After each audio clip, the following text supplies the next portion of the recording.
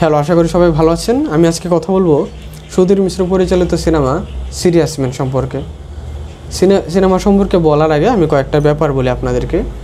প্রথম হচ্ছে যে মনে করেন একজন লোক বলছে যে আজ থেকে 20 বছর আগে একজন ফটোগ্রাফার সেই বছর, মনে করেন যে এটা যদি 2024 হয় তাহলে 2004 সালে একজন ফটোগ্রাফার একটা ছবি তুলে খুবই বিখ্যাত হয়েছিল। সেই ছবিটা এরকম ছিল যে একজন মহিলা যে ক্ষুধার্ত এবং এতটাই ক্ষুধার্ত যে সে 4-5 দিন ধরে না খাওয়া, তার চেহারাতে, চোখে, মুখে, শরীরে সব জায়গায় ফুটে উঠছে। সেই রকম একটা ছবি তুলে একজন ফটোগ্রাফার এতটাই ফেমাস হয়ে গিয়েছিল যে সে দেশে এবং বিদেশে বিভিন্নভাবে পুরস্কারের প্রাপ্ত হয়েছিল এবং সে বিভিন্ন সম্মানে ভূষিত হয়েছিল। এবং সেই লোকটা বলছে যে যার ছবি তুলে, অর্থাৎ যেই মহিলার ছবি তুলে সেই ছবিটার কারণে পুরস্কার পেয়েছিল, সেই মহিলাটা ছিল ওই ব্যক্তির মা। এবং তার চেহারাতে ওই রকম ক্ষুধার্ত নারী ভাব ফোটানোর জন্য তার পিতা তাকে, অর্থাৎ মহিলার স্বামী তাকে প্রায় 4 দিন ধরে অনাহার রেখেছিল। এবং আরেকটা ব্যাপার হচ্ছে দুঃখজনক, সেটা হচ্ছে যে যখন সে এরকম অনাহারে ছিল তখন সে প্রেগনেন্ট ছিল এবং প্রেগনেন্ট থাকা অবস্থায় সেই ছবিটা তোলার কারণে, বিশেষত না খেয়ে ছবিটা তোলার কারণে তার পেটের বাচ্চা নষ্ট হয়ে যায় এবং সেই প্রেক্ষাপটে যে ছবিটা আসে সেটাই মূলত দেশে এবং বিদেশে খুব পুরস্কার প্রাপ্ত হয়। এবং আরেকটা ব্যাপার হচ্ছে যে তারা কেন ওই ছবিটা তুললো, কারণ হচ্ছে তারা আসলে খুবই ক্ষুধার্ত এবং দরিদ্র ফ্যামিলি, যেই কারণে যে বর্ণনাটা দিচ্ছে তার পিতা তার ওয়াইফকে এই জন্যই অনাহারে রেখেছিল যে ফটোগ্রাফার বলেছিল যে এরকম একটা ছবি যদি তুলতে দেয় তাহলে তাকে মোটামুটি ভালো একটা অঙ্কের, অর্থাৎ দরিদ্র যারা তাদের কাছে ধরেন যে আনুমানিক বর্তমান হিসাবে ধরলাম 10,000 টাকা, 10,000 টাকা অনেক টাকা, এই হিসাবে তাদেরকে কিছু টাকা দেওয়া হবে, এই জন্যে তারা ছবি চেয়েছিল এবং তারা সেইভাবে না খেয়ে থেকে ছবি তুলে দিয়েছে। এই যে আমি একটা প্রেক্ষাপট বললাম, সেটা যদি আপনারা রিয়েলভাবে দেখেন বা রিয়েলভাবে ফেস করেন, বা এতটা হুবহু তর্কে ফেস করবে না, কিন্তু এই ধরনের কাছাকাছি কোনো যদি ঘটনা আপনার রিলেটেড থাকে বা এগুলো কোনোটার সাথে আপনি রিলেট হতে পারেন, তাহলে বুঝতে পারবেন যে সেই ঘটনা বা সেই কি প্রেক্ষাপট কত করুণ, কত নির্মম।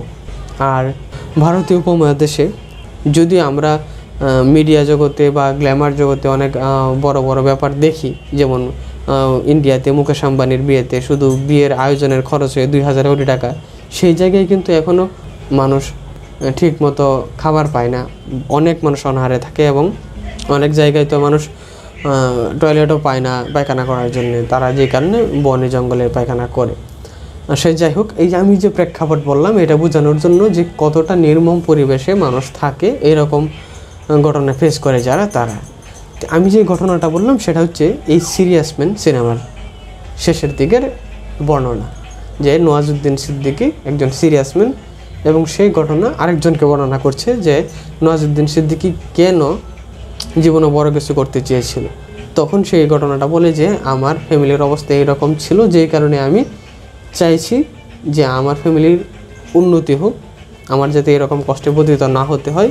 বিশেষত আমার যে পরের জেনারেশন, অর্থাৎ নওয়াজুদ্দিনের ছেলে যারা রয়েছে সিনেমাতে, তার একজন ছেলে, সেই ছেলে যাতে অন্তত পক্ষে তার মতো কষ্ট না করুক, তার চাইতে বরং ভালো পজিশনে জীবনযাপন করুক, এইরকম চাই। তো এখন আসি সিনেমার ব্যাপারে, যে আমি যেটা বললাম এটা তো সিনেমার শেষের দিকের ঘটনা, কিন্তু এই সিনেমাতে পুরো ঘটনাটা আপনার জানতে হলে সিনেমারটা দেখা লাগবে। তো সিনেমার কয়েকটা ব্যাপারের মধ্যে অন্যতম আর কয়েকটা বলি। এই সিনেমার যদি আপনারা শুরুর দিক থেকে দেখে থাকেন, যে শুরু থেকে শেষ হওয়ার আগ পর্যন্ত আপনার মনে হইতে পারে যে না, সিনেমার সমস্ত কেন্দ্রবিন্দুতে রয়েছে নওয়াজুদ্দিনের ছেলে, যাকে মনে হবে যে একজন গড গিফটেড ট্যালেন্টেড লোক বা ট্যালেন্টেড বাচ্চা, যার অনেক ধরনের মেধা রয়েছে বা অনেক কিছু করার ক্ষমতা রয়েছে, যাকে তার লোকাল এলাকার লোকজন জুনিয়র আব্দুল কালাম পর্যন্ত ডাকা শুরু করেছিল। এইরকম একজন ছেলে যার ফেম আশপাশে বা দেশে আস্তে আস্তে ছড়িয়ে পড়তেছিল, যদিও তখন আস্তে আস্তে মানুষ বুঝে যায় যে এটা একটা ফাও। কিন্তু আপনারা সিনেমাটা দেখলে বুঝতে পারবেন যে এটা আসলে, পুরোটা সিনেমা দেখার পর বুঝতে পারবেন যে এটা আসলে ছেলেকে কেন্দ্র করে না, এটা কেন্দ্র করে হচ্ছে নওয়াজুদ্দিনকে, অর্থাৎ যার ফ্যামিলি ব্যাকগ্রাউন্ড ছিল খুবই নিম্নবিত্ত এবং খুবই হতদরিদ্র, এবং যে চায় যে তার পজিশন ভালো হোক, তার ফ্যামিলি পজিশন ভালো হোক, সে অথবা তার পরবর্তী প্রজন্ম যাতে ভালো হয়, এইরকম একটা সিনেমা। এই সিনেমাতে মূলত প্রতিনিধিত্ব করেছে, নজরুদ্দিনের ক্যারেক্টার প্রতিনিধিত্ব করেছে যারা দলিত, নিম্নবিত্ত, গরিব, অসহায় সেই সব মানুষের প্রতিনিধিত্ব করেছে। যেই কারণে সিনেমার নাম সুধীর মিশ্র সিরিয়াস ম্যান বলতে MAN বা এক বচন বোঝায় না যে শুধু নওয়াজুদ্দিন সিদ্দিকী সিরিয়াস, এরকম না। এখানে ম্যান শব্দটা কিন্তু প্লুরাল, MEN, ম্যান, মানে সেই দলিত শ্রেণী, বাংলাদেশে তো দলিত শ্রেণী নর্মালি বলে না, নিম্নবিত্ত বা গরিব বলে বা ফকির বলে, কিন্তু ইন্ডিয়াতে দলিত শ্রেণী বলে, যেই কারণে তাদের জন্য কিন্তু আলাদা করে কোটার ব্যবস্থা করা হয়েছে যাতে তারা উন্নতি করতে পারে।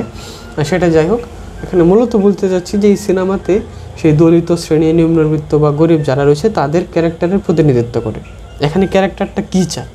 ক্যারেক্টারটা কয়েকটা জিনিস চায়। এর মধ্যে একটা হচ্ছে যে তার মতো যারা রয়েছে তাদের যে আকাঙ্ক্ষা সেটা সে প্রকাশ করছে। যেমন তার মতন বা তার চাইতে খারাপ পজিশনে বা তার সম লেভেলে অনেক মানুষ রয়েছে যারা অনেক কষ্ট করে তার শৈশব কৈশোর পার করেছে, কিন্তু পরবর্তীতে সে আরও ভালো কিছু করতে চায়, এবং সে যদিও এতটা ভালো করতে নাও পারে তাও তার পরবর্তী প্রজন্ম যাতে একটু আরামায়েশে থাকতে পারে, একটু কষ্ট কম করে সেই পরিবেশটা সে করে যেতে চায়। আরেকটা হচ্ছে যে এখানে শুধুমাত্র তার ফ্যামিলি বা বাপ মা এরকম না, একটা লোক যখন সে নিজেও কঠিন পরিবেশে বড় হয় বা কঠিন পরিবেশে থাকে, তখন একজন পিতা হিসেবে সে তার পরবর্তী প্রজন্মের জন্য কত বড় বড় স্যাক্রিফাইস করে এবং কী পরিমাণ কষ্ট করে। বা পুরুষ মানুষ তো নর্মালি সিনেমাতেও কান্না করে না, বাস্তবেও করে না, কিন্তু সেখানে যে তার যে আকাঙ্ক্ষা তার ছেলে মেয়ের প্রতি, তার পরবর্তী প্রজন্মের প্রতি, সেই আকাঙ্ক্ষার যে বুবা কান্না, আর্তনাদ বা ইচ্ছা বা ঈশ্বরের কাছে চাওয়া, সেই জিনিসগুলো খুব স্পষ্টভাবে দেখানো হয়েছে। এখন এই সিনেমাতে মূলত আরেকটা জিনিস তুলে ধরা হয়েছে, সেটা হচ্ছে যে সাধারণ মানুষের মধ্যে যে আকাঙ্ক্ষা বা কিছু না পাওয়ার যে অভাববোধ, আর্তনাদ, এই ব্যাপারগুলো। এবং আরেকটা ব্যাপার হচ্ছে সিনেমাতে যে মানুষের প্রতিনিধিত্ব করে সেটার ব্যাপারে সিনেমার শুরুতেও বলা হয়েছে। যেমন অন্যান্য সিনেমাতে আপনারা যে দেখবেন যে লেখা থাকে বেস্ট অন ট্রু স্টোরিজ, আর এই সিনেমাতে কি লেখা ছিল? এই সিনেমাতে লেখা ছিল বেস্ট অন ট্রু থিওরি। মানে এই ধরনের থিওরি, ঘটনা, প্রেক্ষাপট, প্লট এইগুলা বহু রয়েছে, যেগুলোর কারণে যে এখান থেকে একটা কমন ব্যাপার আমাদের সামনে তুলে ধরেছেন পরিচালক। আর এই সিনেমাটা তৈরি করা হয়েছে একটা বই থেকে, যে বইয়ের নাম সেম, সিরিয়াস ম্যান, এবং বইটা লিখেছেন মনোজ জোসেফ। যতটুকু ভালো তার সাথে মনে হয় যে সিনেমাতে আরও বেশি ভালোভাবে মানুষের ইচ্ছা আকাঙ্ক্ষা বা এই নিম্নবিত্ত দলিত শ্রেণীর যে বুবা কান্না, আর্তনাদ, আকাঙ্ক্ষা বা ঈশ্বরের কাছে যে প্রার্থনা, সেগুলো ফুটে উঠেছে। আর যদি এক কথায় বলতে যাই যে একজন অসহায় পিতার যে তার পরবর্তী প্রজন্মের প্রতি দরদ, আকাঙ্ক্ষা, তাদের ভালো থাকার জন্য কেয়ার করা, এসব নিয়ে যে মানসিক ব্যাপার, প্রেক্ষাপট, চাপ, মানসিক চাপ এগুলা থাকে, এই ব্যাপারগুলো কিভাবে মানুষের মধ্যে কাজ করে বা আমাদের সামনে আসে, সেই ব্যাপারটাই সুন্দর করে সিনেমাতে তুলে ধরেছেন। এই সিনেমাতে আরেকটা ব্যাপার হচ্ছে নওয়াজুদ্দিন যে কত জটিল জটিল মনস্তাত্ত্বিক ক্যারেক্টার করতে পারে, তারও আর একটা উদাহরণ আপনি দেখতে পারবেন। নওয়াজুদ্দিনের আরও সিনেমা রয়েছে যেগুলো সাইকোলজিক্যাল ক্যারেক্টারগুলো করে বা সাইকোপ্যাথ ক্যারেক্টার করে, যেমন রোমান, রাঘব 2.0, এই ধরনের আরও বিভিন্ন ক্যারেক্টার রয়েছে। তেমনই এটা একটা পজিটিভ ক্যারেক্টার হচ্ছে এই সিরিয়াস ম্যানের ক্যারেক্টার। তো সব মিলিয়ে বলবো যে আপনারা যদি ভালো সিনেমা দেখতে চান তাহলে এই সিনেমাও দেখতে পারেন। নওয়াজুদ্দিন অভিনীত একটি ভালো সিনেমা। আর সুধীর মিশ্রর যেসব সিনেমা রয়েছে সেগুলোর মধ্যে অন্যতম একটি ভালো সিনেমা। 2020 সালে মুক্তি পেয়েছিল।